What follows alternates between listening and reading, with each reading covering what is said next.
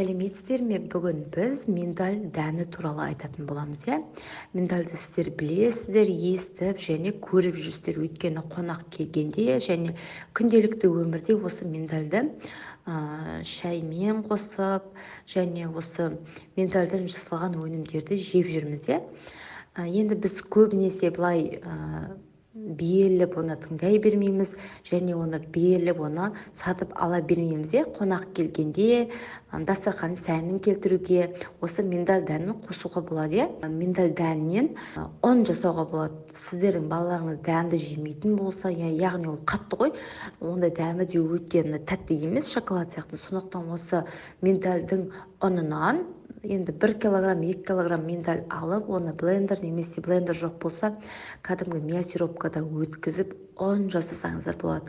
Миндальдің ұнынан өте дәмді пирогтар, торттар және самсалар жасауға болады, иә? Балаларыңыз анемия болса, қан аздық деп берсе, аптекадағы ферритин деген секілді, аптекадағы көптеген антибиотиктерді, дәрілерді қолданудың ешқандай пайдасы жоқ. Дәл осы миндальден жасалған өнімдерді көптеп берсеңіз, күнделікті берсеңіз, осы анемияның, қан аздықтың алдын алады екен. Және мен тағы да бір нәрсе айтайын, бұл кітапта және тағы да басқа нәрседе жазылмаған. Мен 21 жасымда ПП, яғни дұрыс тамақтануда жұмыс жасап жүргенімде әр дәннің, әр тағамның пайдасы туралы күнделікті айтатын. Оның ішінде осы миндаль дәнінің миымда көп сақталып қалғаны соншалық.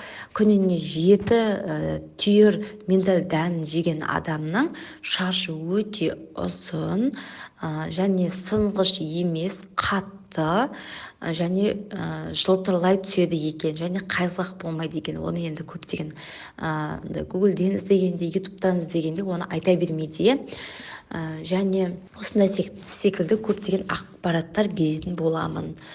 Және бұл бір қызығы ақш-та 16 ақпанда дүниежүзілік миндаль күні, яғни бадам күні болып есептеледі екен. Мысалы, бізде Қазақстанда 22 март, наурыз күні айтатын болсақ, осы ақш-та бадамды, яғни миндальды құрметтейтіні соншалық 16 ақпанда дүниежүзілік бадам күні деп атап өтеді екен.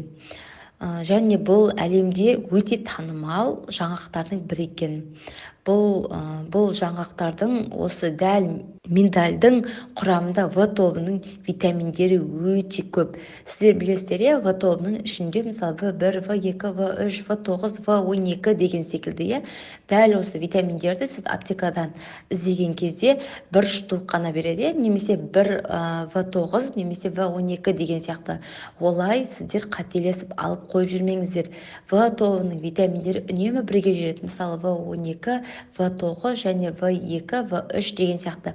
Олар бірігіп жүрмесе ешқандай пайдасы жоқ. Дәл осы миндаль дәнінде бүкіл В тобының витаминдері бірге жүреді. Сондықтан осы балаларыңызға үнемі беріп жүрсеңіздер, балалардың ақыл есі өте дамып, білімді, саналы ұрпақ болуына септігін тигізеді. Сіздерге көп рахмет. Менің каналым ұнаса лайк басып, комментарий жазып келіп кетсеңіздер болады.